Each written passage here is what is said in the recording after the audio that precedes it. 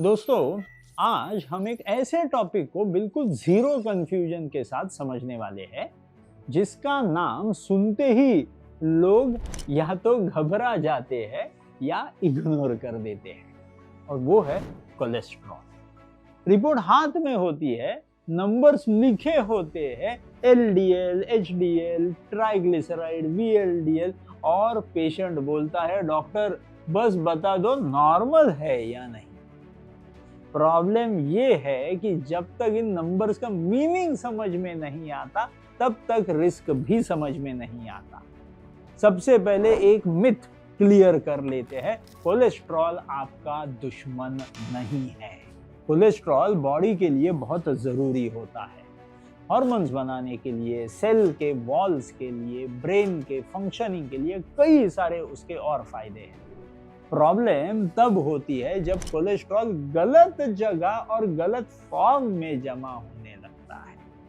अब बात करते हैं एलडीएल, जिसे लोग बैड कोलेस्ट्रॉल के नाम से जानते हैं। एलडीएल का काम होता है लिवर से कोलेस्ट्रॉल को बॉडी के हर एक अलग अलग पार्ट्स तक पहुंचाना, लेकिन जब एलडीएल ज्यादा हो जाता है तो ये कोलेस्ट्रॉल को आर्टरीज के अंदर डिपॉजिट करना शुरू कर देता है। धीरे धीरे ये डिपॉजिट्स हार्ड हो जाते हैं, जिसे हम ब्लॉकेज बोलते हैं। ये ब्लॉकेज हार्ट अटैक और स्ट्रोक का मेन रीजन बन सकता है। इसीलिए एलडीएल को बैड बोला जाता है, क्योंकि ये आर्टरीज को ब्लॉक करते हैं, दर्द देने से पहले ही नुकसान करते हैं।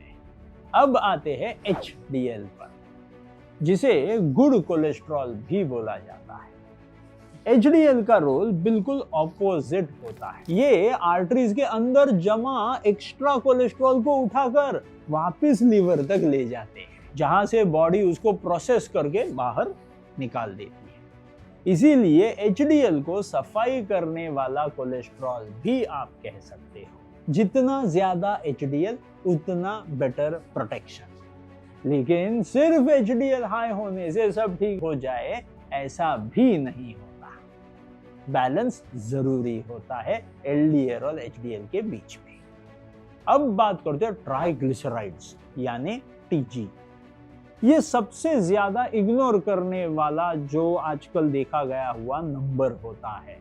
ट्राइग्लिसराइड्स का मतलब होता है ब्लड के अंदर एक्स्ट्रा फैट का घूमना। जब हम ज्यादा शुगर, रिफाइंड कार्ब्स, अल्कोहल या ऑयली फूड खाते हैं तो बॉडी उस एक्स्ट्रा एनर्जी को ट्राइग्लिसराइड्स के फॉर्म में स्टोर कर लेती है। हाई ट्राइग्लिसराइड्स का मतलब होता है कि बॉडी में फैट बर्निंग कम और फैट स्टोरेज ज्यादा हो रहा है। हाई ट्राइग्लिसराइड्स एलडीएल को और ज्यादा डेंजरस बना देते हैं और हार्ट अटैक का रिस्क काफी ज्यादा बढ़ा देते हैं। अब आते हैं वीएलडीएल पर, जिसका नाम थोड़ा टेक्निकल लगता है।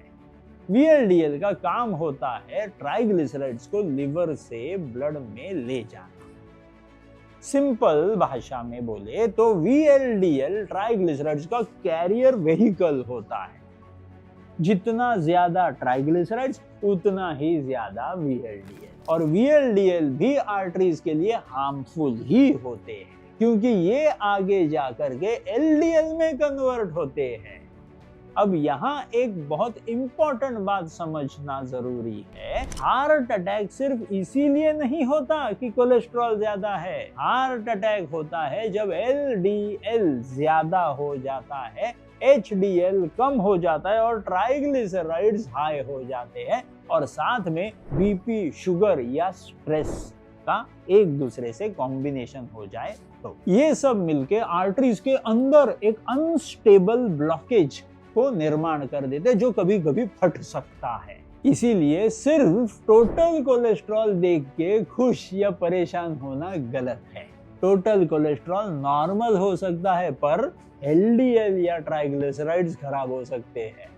और कभी कभी टोटल कोलेस्ट्रॉल थोड़ा हाई हो सकता है, पर एचडीएल स्ट्रॉन्ग हो सकता है, तो रिस्क कम हो जाती है। नंबर्स का कॉम्बिनेशन ही असली कहानी बताता है। एक और कंफ्यूजन कॉमनली पेशेंट के दिमाग में ये होता है कि वो पूछता है कि डॉक्टर कोलेस्ट्रॉल से कोई सिम्टम मुझे नहीं फील हो रहा, ये बात भी सही है। कोलेस्ट्रॉल का नुकसान बिल्कुल साइलेंट होता है, ना दर्द, ना वार्निंग, ना सिग्नल। ये सिम्टम जब आते हैं तब ब्लॉकेज काफी आगे बढ़े हुए हैं।